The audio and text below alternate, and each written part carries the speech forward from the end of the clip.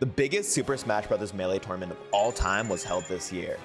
And with it being held in my hometown, I wasn't gonna let my friends, family, and sponsor down. So I set out to win the biggest Melee tournament of all time.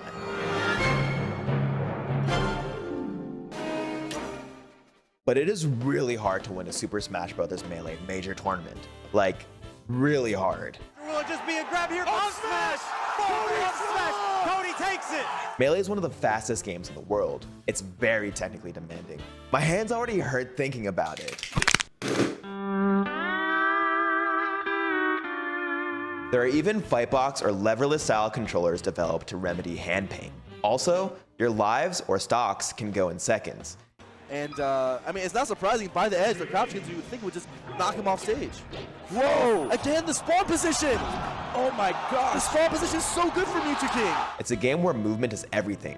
Your character is always in danger, and you don't get many safe moments. A single misstep, a misread, a mispunish, and suddenly, you're watching the screen from the crowd and tweeting about how lame the other character is. Because of Zain's impeccable spacing, and that is going to do it. Melee doesn't hand you wins. If you lose, it's on you.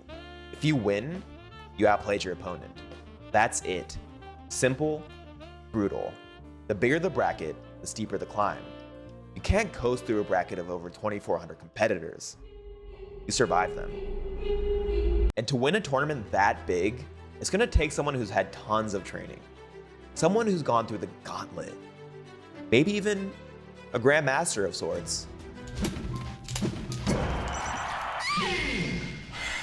Please, please, please.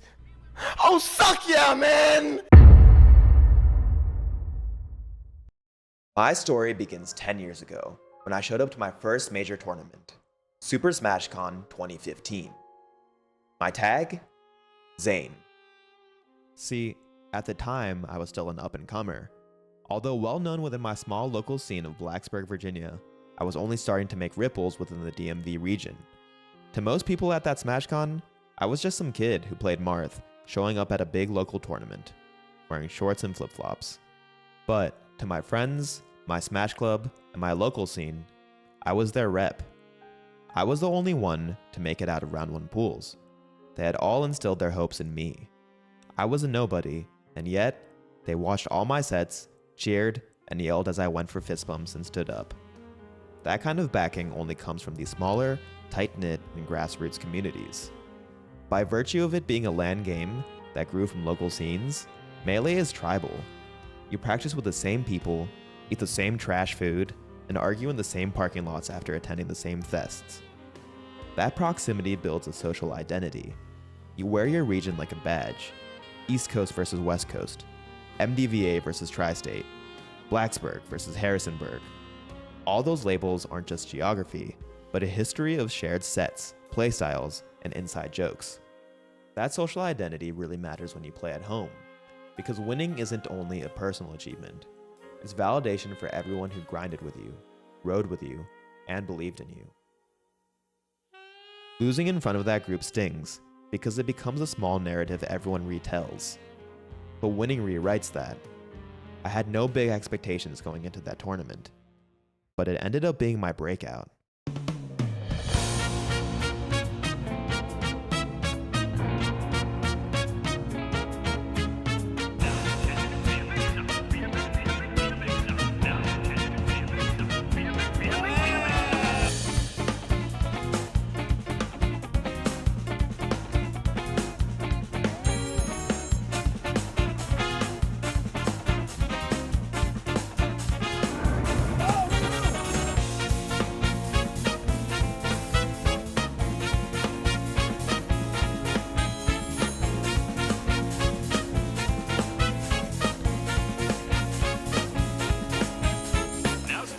I beat Junebug, I beat Siren, and I even pushed Hugs to the brink.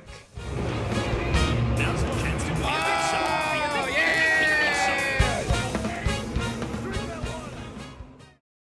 People remember that set. I remember my panic. I remember the adrenaline rush of competition, the cheers of support behind me. I've been chasing that same feeling and that same high ever since.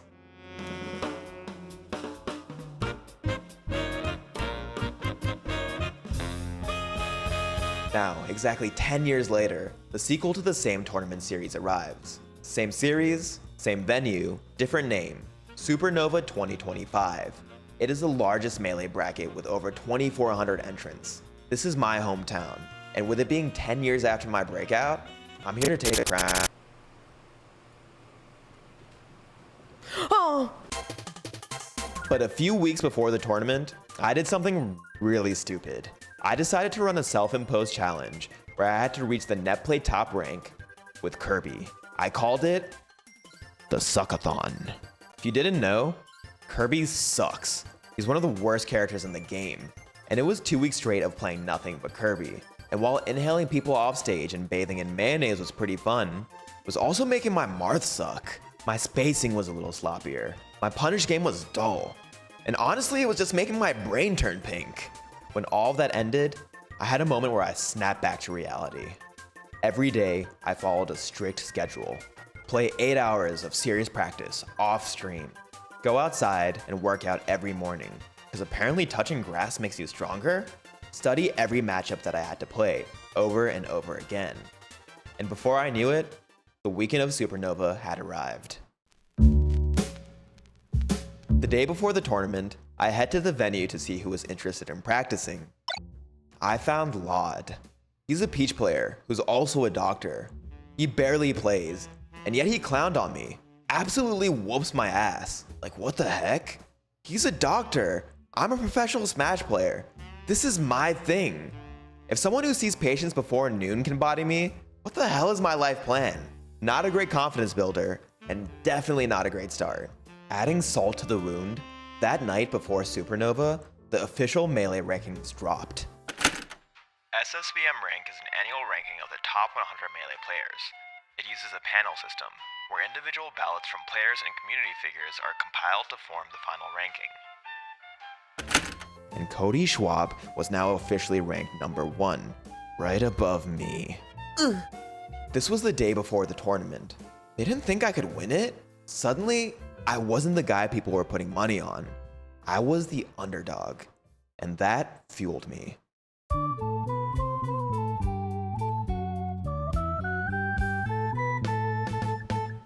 The next morning, I wake up, make a protein shake, eat an apple, get to the venue, warm up, and get ready to play my first set.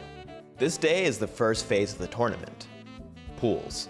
Melee tournaments run on double elimination. That means you get 2 chances. At the start, everyone's in the winner's bracket. You win, you stay in winners. You lose, you drop to the loser's bracket. Lose and losers, and you're out. And in order to make it to the second day, which is top 64, I need to make sure that I don't lose 2 best-of-5 sets. Staying on the winner's side of the bracket means fewer matches played, and less stress. I play my round 1 set, clean. Round 2, clean. Round 3, 4, 5, also clean. Do people forget how Marth works or something? Finally, the last round of the day, Glock. Full tag, Glock in my Toyota. Yes, that's a real tag. No, I didn't ask any questions. Glock is one of the best Game & Watch players in the world. He's a player from New Hampshire, who's ranked 5th in the most recent New England Power rankings. Game & Watch is considered a low-tier character. Low-tier means a character that's just worse on paper. Slower moves, worse range, or trash recovery. Some gives out there. Whoa! There it is! Generally just more exploitable. That makes climbing brackets harder because among the cast, just having one of those disadvantages is huge. But being low tier isn't always a death sentence. Grabs ledge, and that's it. Wow. Low tiers are weird. They can prey on matchup unfamiliarity. A good player and some cheesy options can swing a set. Trying to stay safe. Whoa! Whoa! Oh! And that's it!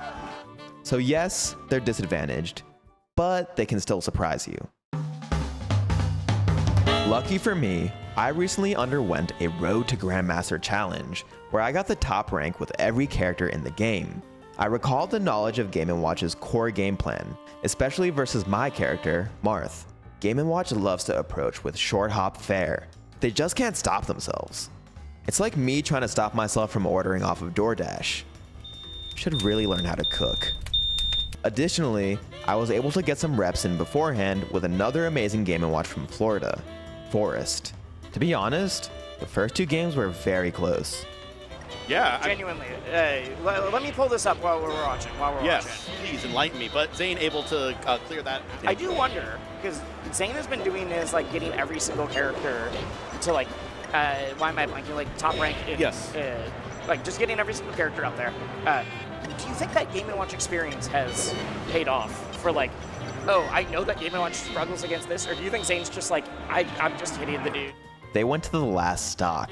It was tense. I just had to win one more game to advance to the second day and top 64 on winner's side. Glock was great at keeping his posturing vague, mixing up running in with down tilts, short hop fairs, and grab. Because of his weight, comboing Game & Watch off of throws feels similar to Marth's combo game on Jigglypuff. And you know who's good at comboing Puff? Me! I cooked! Definitions. I don't know if he has updated Game & Watch definitions like that. It could just be gapping just like... It is what it is. Wait. So close, but went too low. That's sometimes up to the top platform. Game & Watch has... I don't know what it is mechanically, but you don't see Game & Watches in Melee go for the 9 nearly as much as you do in like bolts. Oh my god, you explode the side. flip off into the neutral B. Game 3, I was able to confidently close out with a 2-stock, ending with a very specific Marth neutral B edgeguard, which worked out great the very last game of our set. I end the tournament day with 6 wins and 0 losses, with a 64th spot guaranteed for the second day. However, the tournament is far from over, since day 2 is when the real killers show up. With my sets for the day over, I finally eat. I don't usually like to eat that much before my tournament days because, just like me, my Marth can't move on a jam-packed belly. I eat and practice with one of my main practice partners and really good Sheik player, Kyle Crudo. For some reason though, after practicing, we thought that watching this really f***ed up horror movie called Weapons would be a good idea, and that maybe it'd be therapeutic. It wasn't. Someone farted in the theater, which made Kyle laugh. I knew he wouldn't be laughing for long because I was projected to play him. I was gonna wipe that smile right off his face. Anyways, we rushed back to the venue to attend the Smashies. I ended up winning the category of Best Pop-Off, which I didn't even know I was nominated for. Hungrybox was presenting the award, and while walking up to accept it, I cartwheeled on his ass. Zain!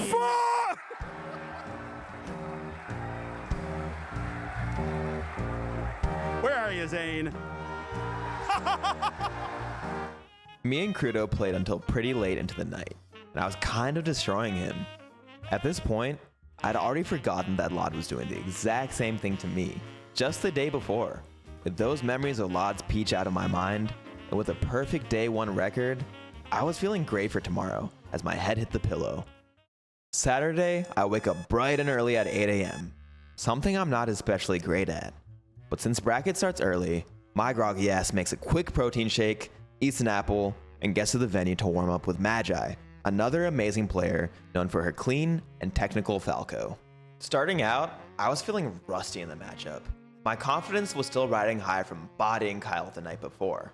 I found that mentality plays such a pivotal role in my performance at these events. Without confidence in myself, I freeze up and start to fall back on safer tactics, which is definitely not enough to win the biggest Melee major of all time. My first opponent of the day was Casey, a Colorado box Falco player who was previously ranked 70th in the world last year. I'm not going to go into too many details of this set, but I played okay. Some would say extremely well. Well, actually, I did some crazy things. Crazy things that will unfortunately never be seen because this set wasn't streamed. After that set is winner's top 32. I was projected to play Nikki, an Ice Climbers player from Germany. The Ice Climbers matchup is annoying for Marth. There's a reason why people don't like playing against the Climbers. Typically, the game plan is killing one of the Climbers, and it's hard for Marth to separate the Ice Climbers meaningfully. As long as Nana, the secondary climber, is around, you can die off of one grab, which is devastating. And Nikki was someone who had beaten me previously at the Seattle Major Don't Park on the Grass. Okay, careful. Ooh, a little late there. He could have hit him on the wake up. Wispy No! helping Zain out. He has no shoot! No, he's gone. dead! He's gone. 3-0 and a handshake. I hoped to redeem myself and had prepped for this matchup prior to the weekend with Slug, another well-known and amazing Ices player. But before we played that round, Nicky would have to beat his opponent, Panda. Panda is an insane Fox player from Florida who is currently ranked 24th in the world. And to be completely honest, while watching Nicky play, I had a flashback. A flashback to my Virginia Tech days. We had a collegiate league where students attending universities would play one another, representing their schools. Back then, when I was attending Virginia Tech, I vividly remember Panda dismantling my fellow schoolmate, Edric, who was also an Ices player and was ranked 2nd at Virginia Tech at the time. I knew Panda could do the same here, and while I wanted revenge against Nicky, I couldn't help but to silently root for Panda, who was again dismantling these ice climbers before my eyes. Watching Panda play this matchup looked effortless. He was incredibly efficient at killing Nana and was in control the whole time, save one final destination game. With one final up smash, Panda took the set. Yeah, we're gonna need a Sopo stock and a dream right here for Nicky, and the up smash, perfect percent to be able to take it out there. A clean 3-1 for Panda there. Yeah. Oh goody. He was now slated to play against me.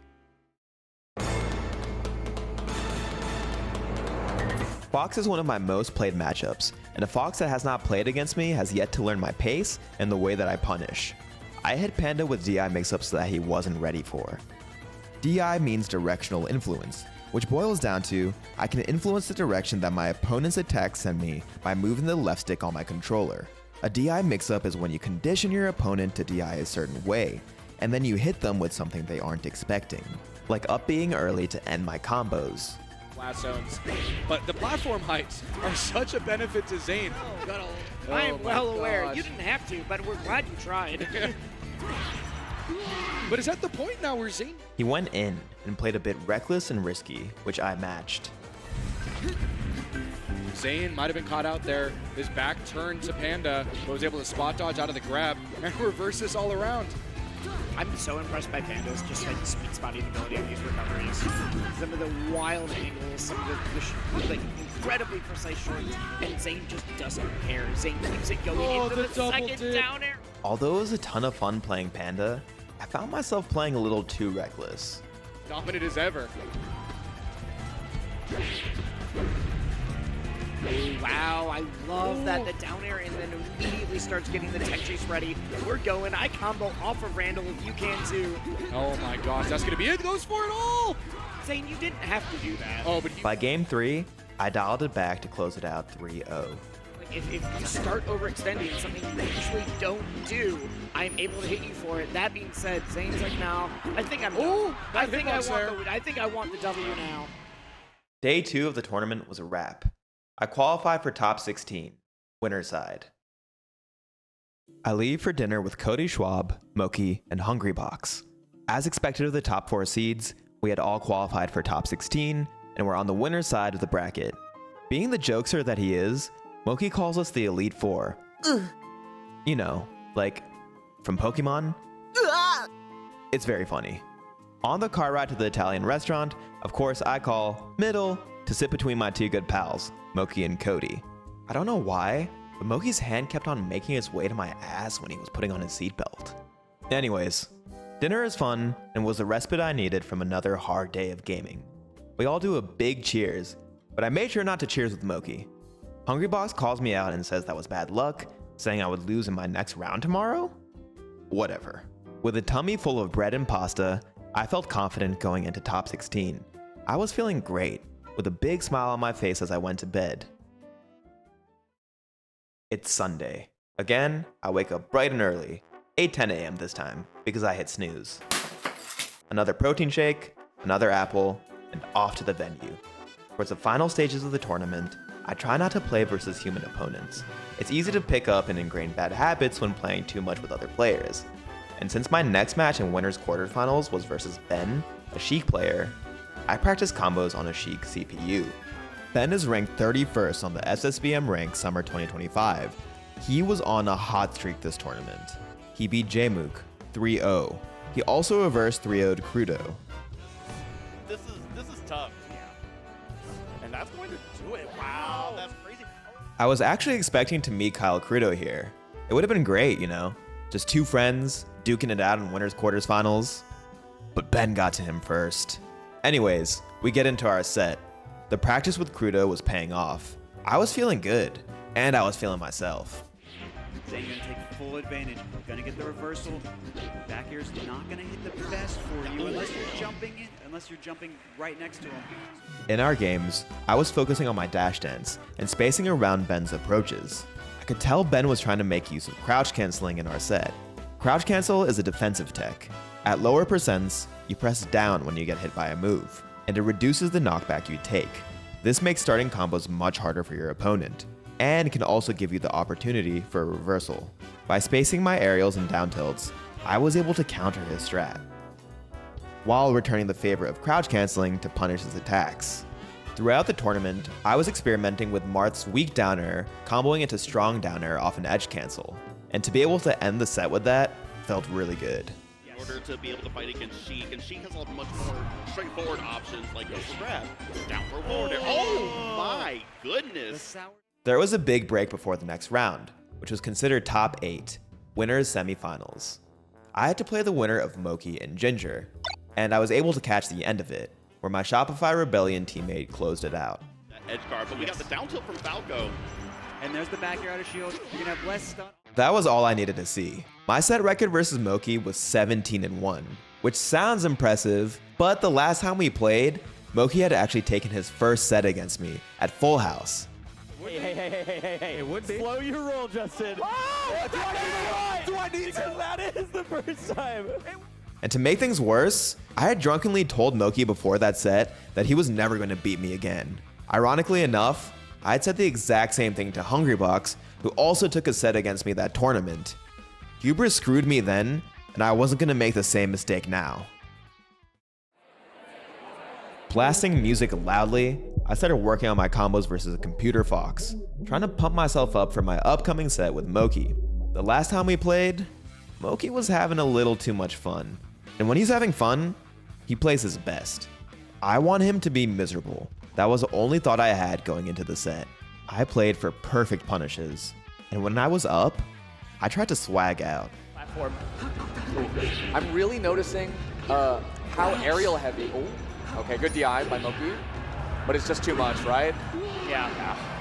Moki had upped his game over those 18 sets, especially at edgeguarding my Marth. Go to contend with. Oh! I focused on recovering in trickier ways, making use of Randall timings on Yoshi's story where he counterpicked, and convincingly took the set 3-0. Shielding though, Randall coming out. Another tournament winner. Letting him shield on there, but Yoshi's comes into play, sending that down tilt angular down, and Zain taps it in. So convincingly, I had my editor make a quick combo video from only this set.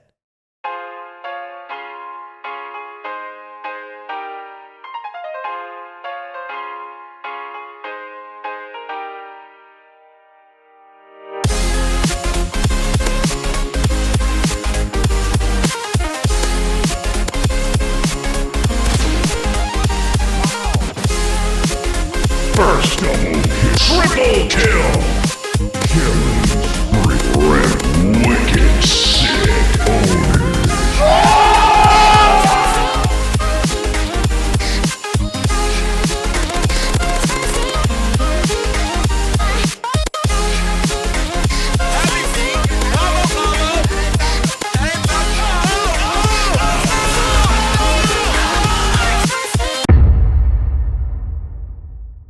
Next up is winners finals.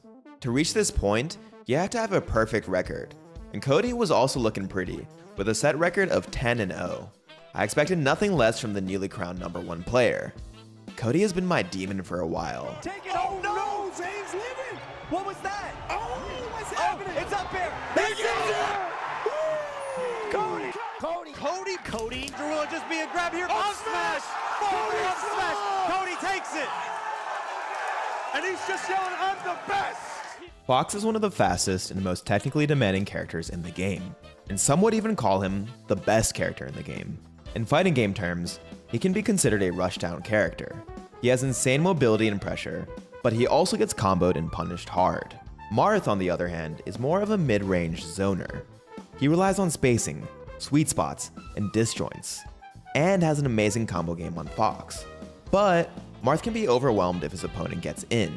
Cody often gets in, and playing him really pisses me off. Cody pisses me off in 4 distinct ways. His insane recoveries sometimes let him reversal me for just trying to edgeguard.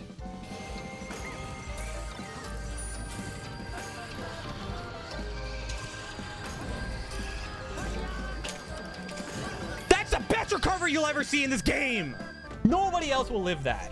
Ever. He's a master at using Galint, or grounded actionable ledge intangibility, which basically means that if he grabs the ledge, he becomes invincible for enough time to get a punish on me. Speaking of punish, his combo game is precise. If I let him hit me once, he's probably gonna kill me. The game, right? Yeah. Oh, go for it! Go for it! No, what's that? Oh, what's just happening? And even if I do take a stock, Cody takes advantage of Melee's built-in rubber band mechanic, the respawn, or angel platform. You see, in Smash games, your character is given a little bit of invincibility upon respawn, where the opponent can't grab or damage you, meaning that keeping a lead on Cody Schwab is a challenge in and of itself. Again, he is my demon, but I've been preparing for him, and I know I can be a little bit of a demon myself.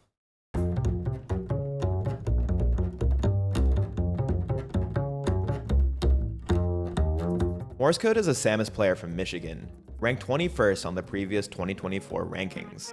He is a player that Cody has struggled with in the past. He plays really weird. He plays off rhythm. He doesn't waste any inputs. He kinda just watches you. He watches you during those drawn out neutral sequences. I tried to emulate Morse Code with a bit of my own flair. I wave dash back to catch Cody's approaches.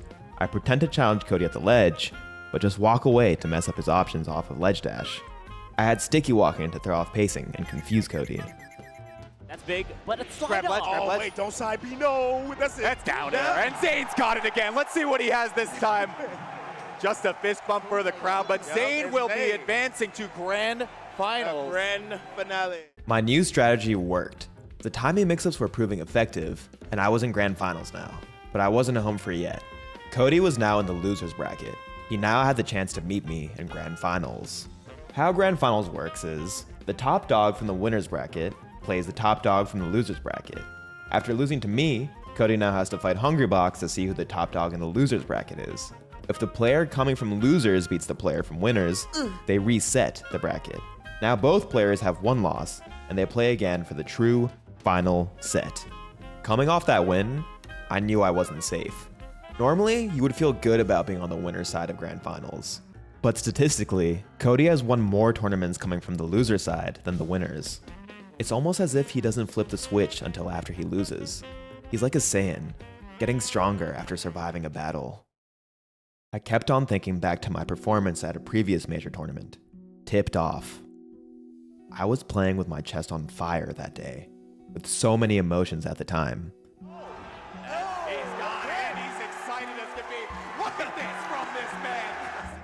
Being ranked number 1 meant there was so much pressure to win. And I wanted to win so badly that my head wasn't clear.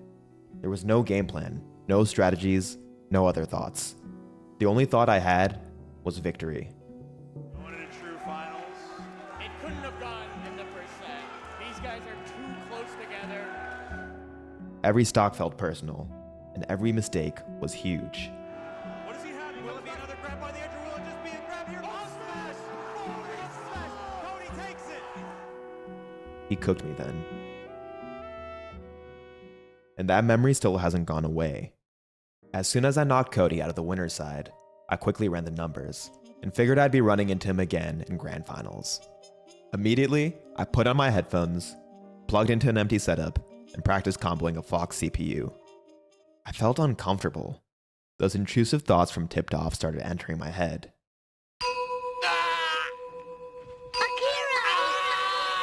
He's got the up air, he's got the stock, and he has got the set in 5 for the 7th time in the last 2 years. Cody Schwab returning back to grand finals at Supernova 2025. Hearing the rumble from the thunderous cheering, I turned to look at one of the tournament screens. In a nail-biter set versus Hungrybox, Cody had won. This was it. My next set was going to be versus the newly crowned number 1. I had to tune out all my worries. I had to focus on the match ahead. This time, I did my homework. I prepped for this. Not only do I have a game plan, but I have the support of my friends, family, and hometown behind me. All I had to do now was play. I was ready to meet Cody again in the grand finals of the largest Melee tournament in history.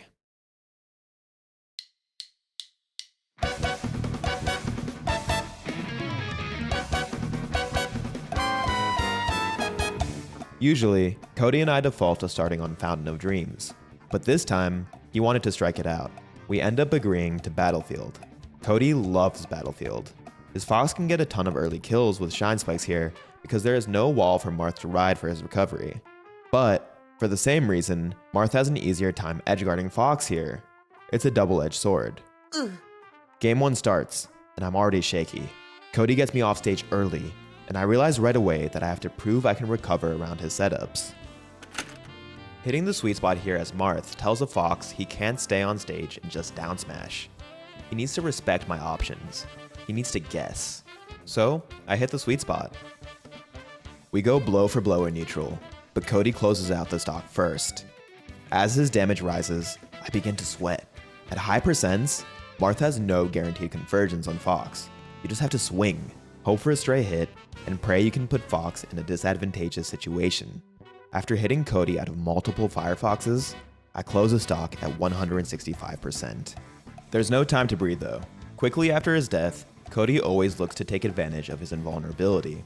Here, Cody gets some easy percent off invulnerability and doesn't lay off the pressure. He combos me relentlessly, and I can't find any opening.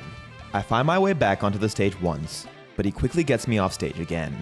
Cody is playing hot, and I'm starting to panic. As I recover, I know what he's looking for. I need to hit the sweet spot on this up B. Sometimes you go for the back air there because you don't want to deal with the SDI from Marth. Exactly. But I don't. Cody down smashes me. I hate this stage. But there's no time to complain. I come down with invul and try to get to work. Even though I don't convert off up throw onto the side platform, I wriggle my stick to smash DI out of Cody's down air and convert the full stock off of it. Okay.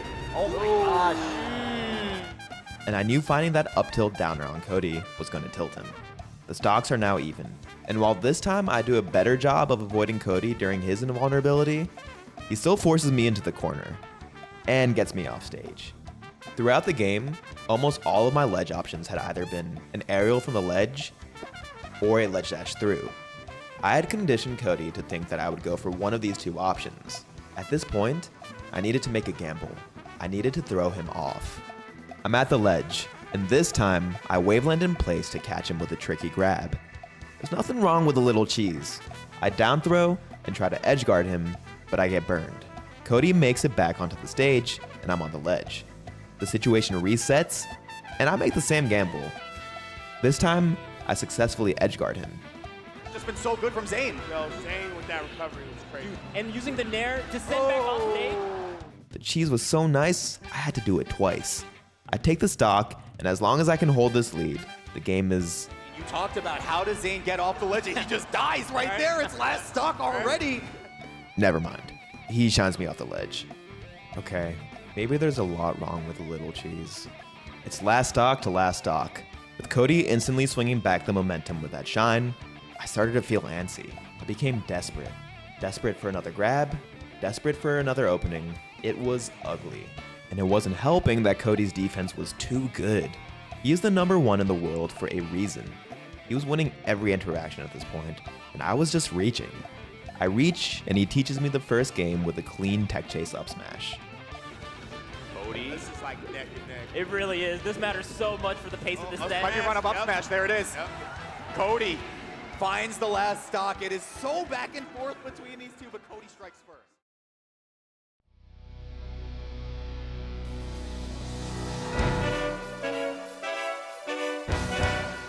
The nice part about Marth vs. Fox is that Marths have a really good counterpick stage. Final Destination. Some have even called it the perfect counterpick stage. Historically, Marths have absolutely demolished Foxes here because he gets such a straightforward combo tree in the form of chain grabs.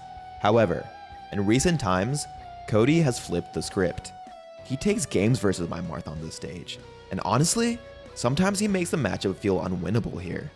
It's really hard for Marth to land when he's above Fox, and the low ceiling of Final Destination allows for some really early kills from Fox. Whoever is executing more cleanly wins on this stage. Before the 20-second mark, Cody takes my stock with a super clean combo, with only 7% on him. Hardly a scratch. For the first time this tournament, I feel really lost. I start to sweat as I remember our set had tipped off. That same heat flashed through my chest. My counter pick was failing me. This was supposed to be a win for me. Am I gonna lose in grand finals? Again? I miss my chain grab on the second stock, and Cody does not hesitate. He finds the wave shine and I'm in trouble. I try to SDI out and reversal him, but Cody has seen the sequence too many times before. He power shields my fair out of the SDI, spot dodges the following up tilt, and takes the stock with a brutal edgeguard. I was only at 58%. My Marth had so much life to live. This was not good. I started to doubt myself, and as my Marth was falling towards the blast zone, my heart started to race. This was not what I had hoped for. This was like deja vu, back to our last tournament set. I was gonna get 6-0'd at this rate. Just like at tipped off, I was gonna lose the tournament after coming so close to the gold. I quickly find a grab during my invincibility.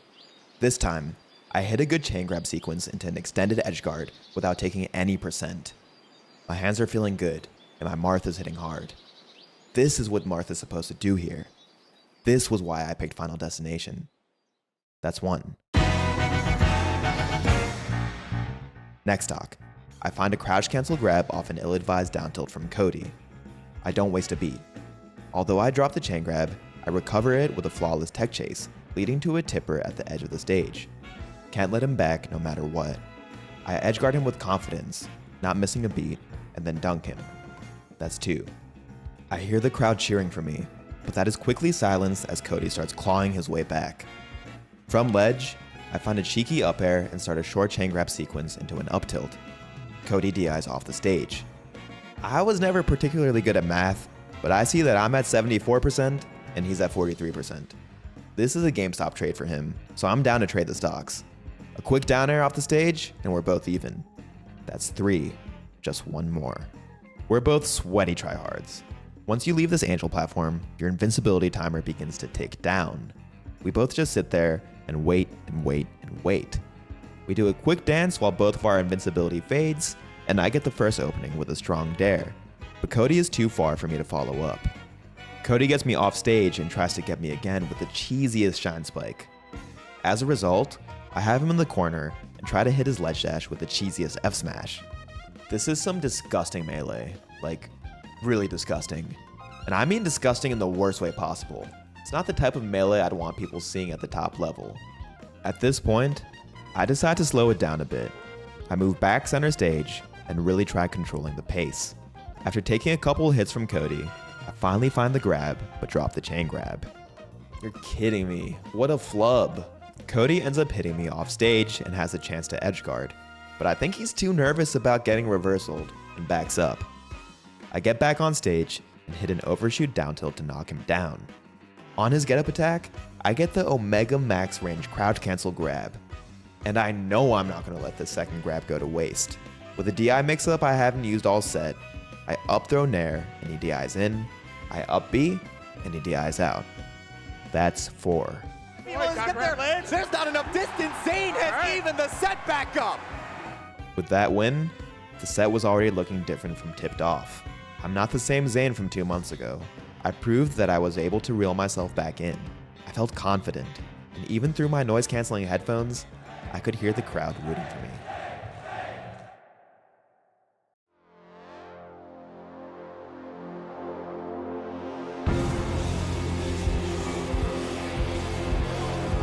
Game 3 is on Pokemon Stadium.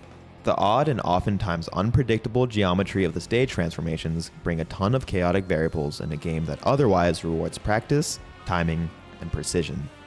Is that it? Is it? No, Is attack that again! That's it! it! It's over! Is that really how the game? Oh my god! Fox, however, thrives during this chaos. That character can really scrap. The game starts sloppy, with both of us dropping our openings. I misspace my dash attack, and Cody hits me with a falling up air. However, he overextends trying to catch my landing with a dash attack in the corner, and I don't waste time punishing with an early edgeguard. I pop off a little bit, but not enough to lose focus. I quickly calm myself and lock in. Cody finds a grab at the center of the stage and pummels me around 80%. Normally here, I would DI for an up throw. But again, I get a flashback to the tipped offset. This was how he took my last stock. Forward throw up smash. First he picked Stadium, now this? Up throw up air doesn't even kill at this percent on Stadium. I know this Fox is up to no good. It's so obvious. He even gives it away by slightly pausing with his pummels. It's like those pummels are Morse code for him throwing forward and not up. I DI for the throw, but I'm still in the corner. Cody, like a shark who has smelled blood, is hungry for the up smash at this percent. Out from the corner, I hard read this with a preemptive dash through and catch him with an early F smash. He's off stage, but he recovers well, and I'm back on the edge of the stage. I am fiending for an early kill at this point, and I know I'm going to have to do something different to win on Cody's counter pick. My only chance of winning here was to count on what I had prepped, specifically versus Cody. I recall my training and implement it. I start moving in a way that's too tricky to capitalize in this situation. A little Morse code-esque movement and sticky walk in his face to bait out his jab up smash. I DI the jab super hard out and his up smash whiffs. My turn. A quick power shield on his get up attack and I mix him with a good old-fashioned Ken combo off the up tilt. 2-stock lead.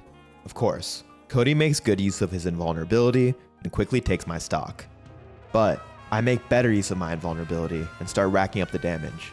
I read his wake up with a wave dash back as Stadium is transforming. So actually, I've been really loving this DI mix-up off of up throw, where I go for up B instead of a traditional aerial. It catches a ton of people off guard and just sends them flying. But because I play Cody all the time, he's always ready for this. So I have to be really tricky about the way that I go for it. Anyways, I find a grab on the top platform of the grass transformation. Because Cody and I usually play online, which doesn't include transformations, I figured he probably hasn't seen this particular mix-up before. I up B him at 84% and watch his Fox fly. We continue feeling each other out on the grass transformation, but then Cody hits me with a nasty mix-up. He breaks my ankles while I'm in shield and hits me with a clean wave shine up smash. I make the edgeguard a little tricky for him, but he does end up shining me to my death. Still, being up a stock, I play the last stock conservatively and find a nair on the side platform to close out game 3. With a little sticky walk for the fans as his Fox heads into the blast zone. Ooh. Oh yeah, great angle from Cody there, but Zain just controlling center stage.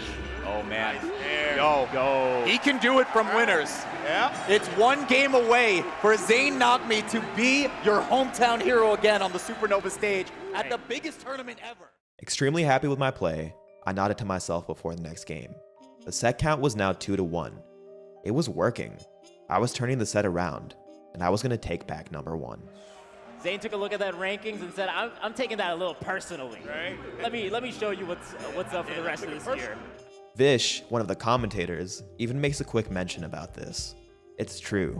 I was the underdog. And with that little bit of determination, there was a fire emerging in me. I started to channel the same confidence that my friends and family had in me.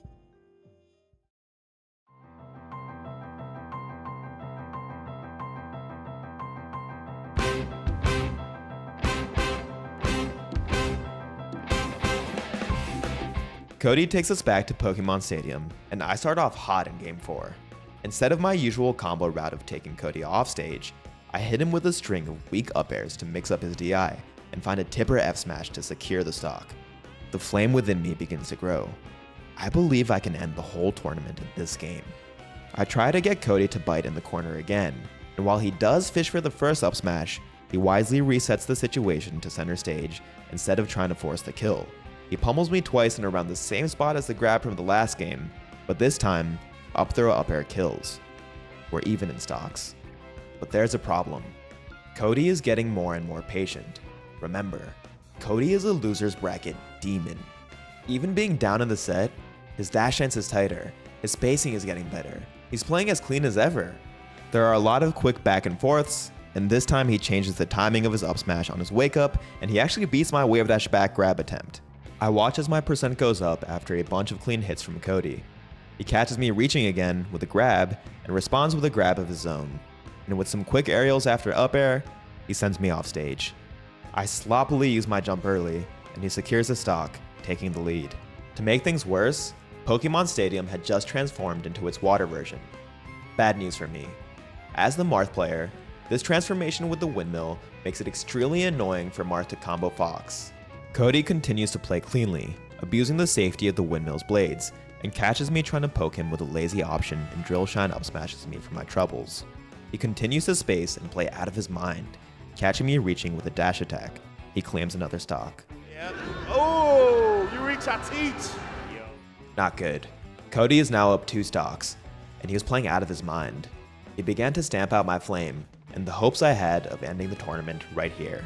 After a quick exchange in center stage, I corner him and knock him down. Crouch canceling his getup, I hit him with the same up throw up B from before, but this time he DIs it properly.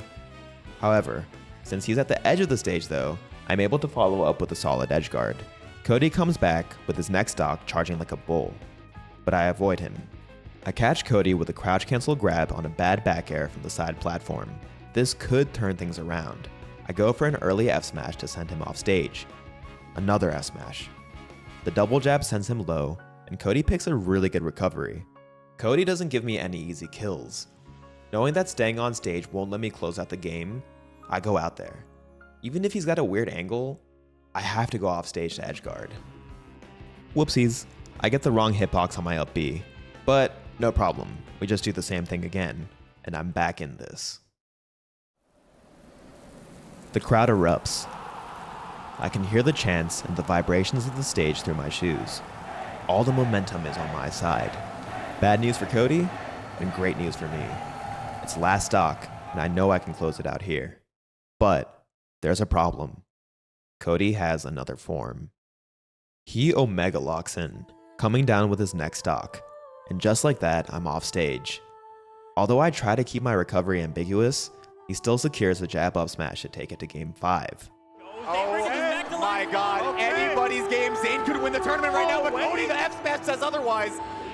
Oh, Ice kept the jump. That's why he keep the jump. He's got it. Hey, never mind. Doesn't matter. We're going to game 5.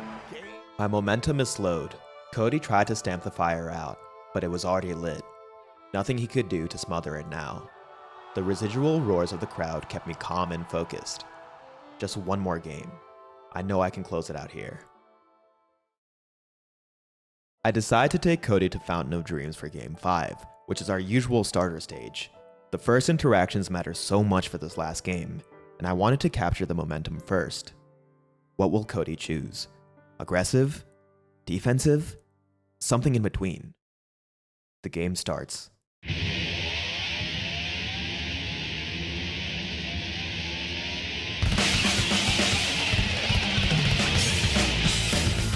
He immediately charges in with a running shine and starts letting up smashes fly.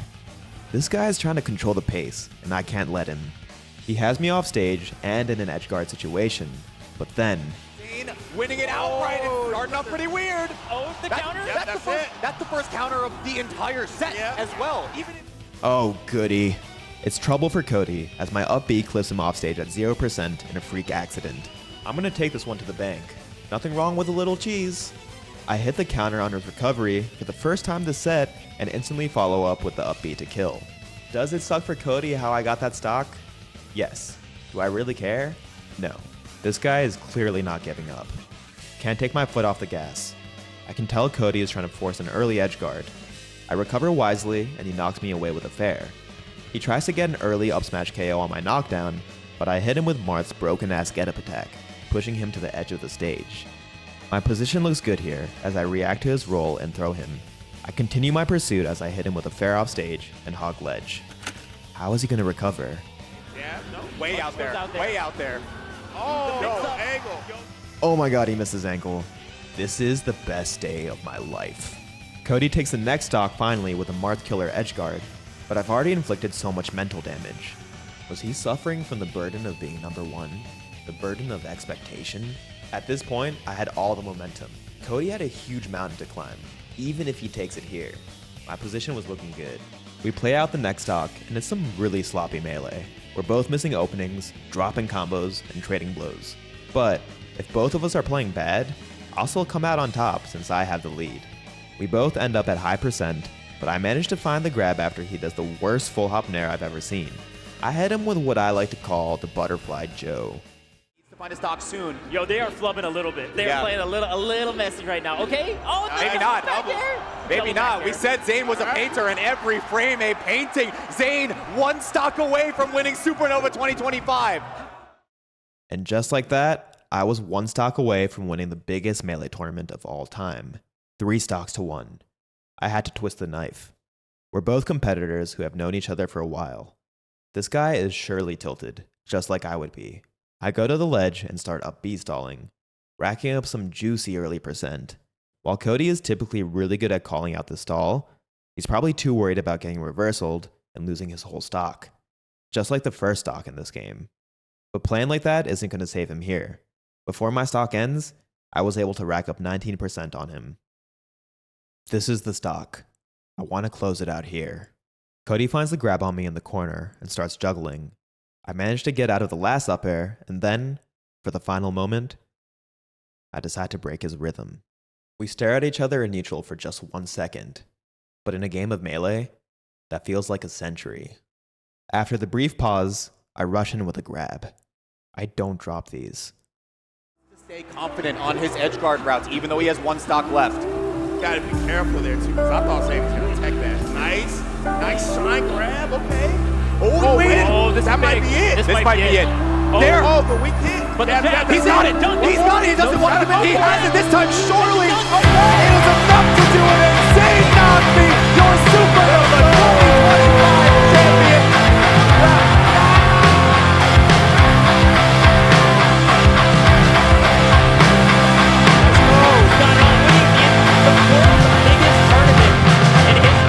Biggest tournament of all time, and now you can see the emotion has come from this man, Zain Nagmi, number 2 in the world as of this summer, making a statement with the gold medal. Number 1 today, though. Number 1. Let's go.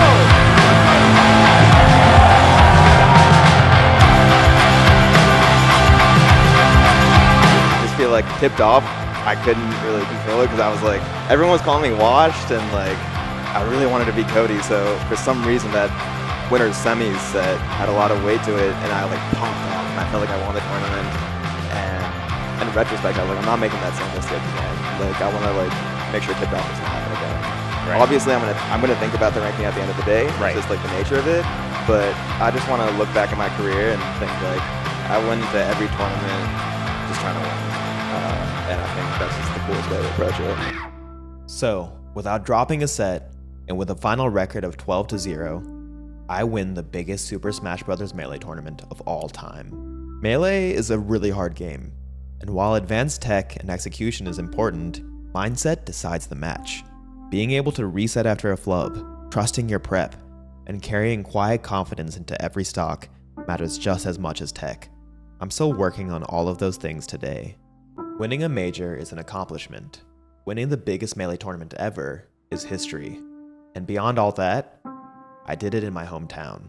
I was able to represent the community I grew up in with pride. Those 5 friends who dragged me to locals and cheered for me have a different story to tell now. This is the kind of thing that I had only dreamed about. And somehow, it's real. I'm Zain Nagmi, I'm the Red Marth, and for now at least, this is my era.